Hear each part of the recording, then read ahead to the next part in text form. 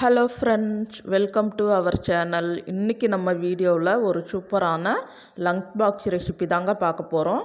புதினா புலாவ் தான் செய்ய போகிறோம். அடிக்கிற வெயிலுக்கு பார்த்திங்கன்னா வாரம் ஒரு தடவை புதினா சம்மந்தப்பட்ட ஏதாவது ஒரு ட்ரிங்க்ஸோ சாதமோ செஞ்சு சாப்பிடுங்க. உடம்புக்கு அவ்வளோ புத்துணர்ச்சியாக இருக்கும்.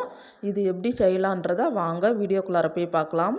வீடியோவை ஸ்கிப் பண்ணாமல் எண்டு வரைக்கும் பாருங்கள். நம்ம சேனலை சப்ஸ்கிரைப் பண்ணாதவங்க மறக்காமல் சப்ஸ்கிரைப் பண்ணிக்கோங்க. பக்கத்தில் உள்ள பெல் ஐக்கானையும் கிளிக் பண்ணிக்கோங்க. ஃபஸ்ட்டு புதினா புலாவ் செய்யறதுக்கு இந்த புதினா கொத்தமல்லி எல்லாம் நம்ம பேஸ்ட் பண்ணிக்கலாம். அதுக்கு நல்லா 2 கையளவுக்கு புதினாவை கிள்ளிட்டு நல்லா கழுவிட்டு எடுத்து வச்சுக்கோங்க. அதை மிக்சி ஜாரில் சேர்த்துக்கலாம். அரை கையளவுக்கு கொத்தமல்லி சேர்த்துக்கோங்க. அப்போ தான் புதினா சாதத்துக்கு நல்லாயிருக்கும். பூண்டு நல்லா ஒரு கையளவுக்கு உரித்து வச்சுருக்கோம். நம்ம இன்றைக்கி 3 டம்ளருக்கு தகுந்த மாதிரி நம்ம அளவு சொல்லிகிட்டு இருக்கோம். அதில் பாதி இஞ்சி சேர்த்துக்கோங்க.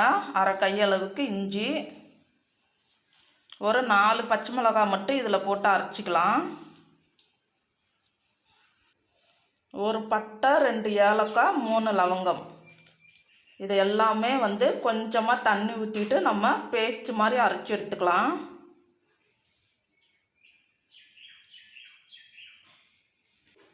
பாருங்கள், இந்த அளவுக்கு அரைச்சிக்கணும். ரொம்ப நைஸாக இருக்கக்கூடாது, கொஞ்சம் திரியாக இருக்கணும். இப்போ இதை நம்ம மூடி வச்சுட்டு புலாவ் செய்ய ஆரம்பிக்கலாம். அடுப்பு பற்ற வச்சுட்டு ஒரு அகலமான கடாய் வச்சுக்கோங்க. கடாய் சூடு ஆறுனதுக்கு அப்புறமா நம்ம 2 டேபிள் ஸ்பூன் எண்ணெய் சேர்த்துருக்கோம். 2 டேபிள் ஸ்பூன் நெய் சேர்த்துக்கோங்க. எண்ணெய் காஞ்சிருச்சு. ஒரு பட்டை, 3 லவங்கம், 2 ஏலக்காய், சின்னதாக ஒரு கல்பாச்சி சேர்த்துட்டு ஒரு பிரிஞ்சி இலை சேர்த்துக்கோங்க. இது கூடவே 1 ஸ்பூன் போல் சோம்பு சேர்த்துக்கோங்க. சோம்பு நல்லா பொரிஞ்சிருச்சு. இப்போ நம்ம 3 மீடியம் சைஸ் வெங்காயத்தை நீளவாக்கில் கட் பண்ணி வச்சுருக்கோம். அதையும் சேர்த்துக்கலாம். வெங்காயம் சேர்த்துட்டு நல்லா வதங்கணும். கோல்டன் ப்ரௌன் கலர் ஆகிற வரைக்கும் வெங்காயம் நல்லா வதங்கணுங்க. அப்போ தான் சாதம் சீக்கிரமாக கெடாமலும் இருக்கும், அதே மாதிரி டேஸ்ட்டாகவும் இருக்கும். வெங்காயம் வதங்கிட்டு இருக்கும்போதே ஒரு 4-5 முந்திரி பருப்பு சேர்த்துக்கோங்க. இது ஆப்ஷனல் தான். சேர்த்தோம்னா இன்னும் கொஞ்சம் ரிச்சாக நல்லாயிருக்கும். இது கூடவே வெங்காயமும் சேர்ந்து நல்லா வதங்கட்டும். இந்த அளவுக்கு லைட் கோல்டன் ப்ரௌன் ஆகணும். இப்போ நம்ம காய்கறி சேர்த்துக்கலாம். ஒரு பெரிய கேரட்டை நம்ம இந்த அளவுக்கு குட்டி குட்டியாக கட் பண்ணி எடுத்து வச்சுருக்கோம். இது கூடவே உருளைக்கிழங்கு, ஒரு பெரிய சைஸ் உருளைக்கிழங்கு இந்த சைஸில் கட் பண்ணிக்கோங்க. பாருங்க, இந்த சைஸில் கட் பண்ணிக்கோங்க. இது இந்த எண்ணெயிலேயே கொஞ்சம் நல்லா வதங்கட்டும். இது கூடவே உங்களுக்கு பட்டாணி சேர்த்துக்கலாம், காலிஃப்ளவர் சேர்த்துக்கலாம், பீன்ஸ் சேர்த்துக்கலாம். நம்ம இந்த 2 காய் தான் சேர்த்துருக்கோம். இது கொஞ்சம் ஹை ஃப்ளேமில் நல்லா 5 நிமிஷம் போல் வதங்கட்டும். பாருங்கள், 5 நிமிஷம் போல் ஆகியிருக்குது. பாருங்கள், கேரட்டும் நல்லா வெந்துருச்சு, உருளைக்கிழங்கு வெந்துருச்சு. இப்போ நம்ம 4 குட்டி தக்காளியாக எடுத்துருக்கோம். அதை இந்த மாதிரி நீளவாக்கில் கட் பண்ணி சேர்த்துருக்கோம். இதுவும் நல்லா மசிஞ்சு வதங்கட்டும். தக்காளியும் நல்லா வதங்கிருச்சு. பாருங்கள், இந்த அளவுக்கு வதங்கினா போதும். இப்போ நம்ம அரைச்சி வச்ச பேஸ்ட்டு சேர்த்துக்கலாம். பேஸ்ட்டு சேர்த்துட்டு இது கூடவே நம்ம 2 பச்சை மிளகாயை கீறி வச்சுருக்கோம், அதையும் சேர்த்துக்கலாம். எல்லாமே இதுலேயே சேர்த்தோம்னா ரொம்ப காரமாக இருக்கும். அதனால தான் பாதி அரைச்சிட்டு பாதியை நம்ம அப்படியே சேர்த்துக்கிறோம். இந்த மாதிரி சேர்த்தும்போது உங்களுக்கு காரம் கரெக்டாக இருக்கும். இந்த பச்சை மிளகாய் காரமே போதுங்க. நீங்கள் வேறு எதுவுமே சேர்க்க தேவையில்லை. இது ஒரு 3 நிமிஷம் போல் நல்லா வதங்கட்டும். அந்த பச்சை வாசனை போகணும்.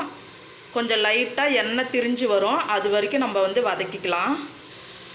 மசாலா வதங்கிட்டு இருக்கும்போதே ஒரு 2 சிட்டிகை போல் மஞ்சள்தூள் சேர்த்துக்கோங்க. அப்போ தான் அந்த பச்சை கலர் நல்லா எடுத்து கொடுக்கும். இப்போ ஆல்மோஸ்ட் நல்லா வதங்கிருச்சு. பாருங்கள், உங்களுக்கு பார்க்கும்போதே தெரியும் நல்லா எண்ணெய் திரிஞ்சு வந்திருக்கு.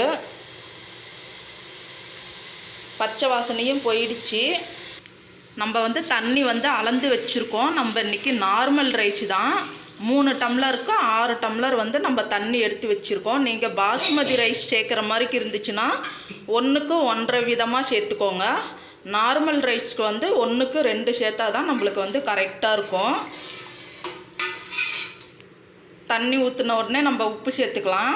நம்ம வந்து காய்கறி சேர்த்த பிறகு நம்ம வந்து உப்பு சேர்த்தோம், அதை நான் காட்டுறதுக்கு மறந்துட்டேன். அந்த மாதிரி சேர்க்கும்போது 5 நிமிஷத்துலேயே நம்மளுக்கு வந்து நல்லா வெந்துருச்சு. இப்போ வந்து சாதத்துக்கு தேவையான அளவு உப்பு சேர்த்துருக்கோம். சேர்த்துட்டு இது வந்து தண்ணி வந்து நல்லா கொதிக்கணும்.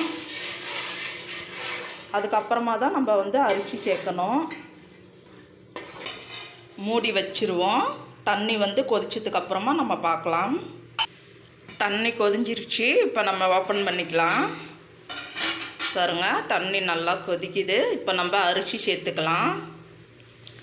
சாப்பாட்டு அரிசி தான் எடுத்திருக்கோம். அது வந்து பார்த்திங்கன்னா 1/2 மணி நேரத்துலேருந்து 3/4 மணி நேரம் நல்லா ஊற வச்சிங்கன்னா சாதம் வந்து நல்லா பொல பொலன்னு உதிரி உதிரியாக வரும். இப்போ நம்ம எல்லா அரிசியும் சேர்த்துட்டு ஒரு கிளறி விட்டுக்கலாம். நல்லா கிளறி விட்டுட்டு இப்போ வந்து நம்ம லெமன் ஜூஸ் சேர்த்துக்கலாம். லெமன் சாறு வந்து பார்த்திங்கன்னா இந்த மாதிரி க்ரீன் ரைஸ் செய்யும்போது லெமன் ஜூஸ் யூஸ் பண்ணுங்க. தயிர் சேர்த்தோம்னா நம்மளுக்கு வந்து கலர் வந்து பச்சை கலரில் கிடைக்காது. அதனால் எந்த க்ரீன் ரைஸ் செஞ்சாலும் லெமன் ஜூஸ் வந்து சேர்த்துக்கிட்டிங்கன்னா உங்களுக்கு வந்து கலர் இன்னுமே நல்லா எடுத்து கொடுக்கும். அரைப்பழம் வந்து நம்ம வந்து புளிஞ்சு வச்சுருக்கோம், அதையும் சேர்த்துக்கலாம். அவ்வளோதாங்க. இதை வந்து டேஸ்ட் பார்த்துட்டு நம்ம வந்து டம் போட்டுற வேண்டியதான். இந்த அளவுக்கு பாதி தண்ணி வற்றினதுக்கு அப்புறமா நம்ம வந்து டம் போட்டுடலாம். ஒரு 15 நிமிஷத்துக்கு அப்புறமா நம்ம வந்து வெந்ததுக்கப்புறமா பார்க்கலாம். இதே மெத்தட்லேயே நீங்கள் வந்து குக்கரில் செஞ்சிங்கன்னா ஈஸியாக செஞ்சு முடிச்சிடலாம். தண்ணி கொதித்த உடனே அரிசி போட்டு ஒரு கொதி வந்த உடனே குக்கரை போட்டு மூடிட்டிங்கன்னா 3 விசில் விட்டு எடுத்திங்கன்னா சாதம் வந்து ரெடி ஆகிடும். இப்போ நம்ம தட்டு போட்டு மூடிடலாம், சிம்மில் வச்சிடலாம். இப்போ நம்ம 15 நிமிஷம் டம்மில் போட்டு அடுப்பு அணைச்சிட்டு 5 நிமிஷம் அப்படியே வச்சுருந்தோம். இப்போ பாருங்கள், ஓப்பன் பண்ணோடனே நம்மளுக்கு சூப்பரான புதினா புலாவ் வந்து ரெடி ஆகிடுச்சு. நார்மல் ரைஸில் செஞ்சாலே நல்லா உதிரி உதிரியாக சூப்பராக வருங்க. பாருங்கள், கரெக்டான அளவில் தண்ணி வச்சோம்னா நம்மளுக்கு கரெக்டாக இருக்கும். இதே மாதிரியே நீங்களும் செஞ்சு பார்த்துட்டு எப்படி வந்ததுன்னு கமெண்ட் செக்ஷனில் சொல்லுங்கள். இந்த வீடியோ உங்களுக்கு யூஸ்ஃபுல்லாக இருக்குன்னு நம்புகிறேன். இந்த வீடியோ பிடிச்சிருந்துச்சுன்னா மறக்காமல் லைக் பண்ணி ஷேர் பண்ணி விடுங்க. தேங்க்யூ.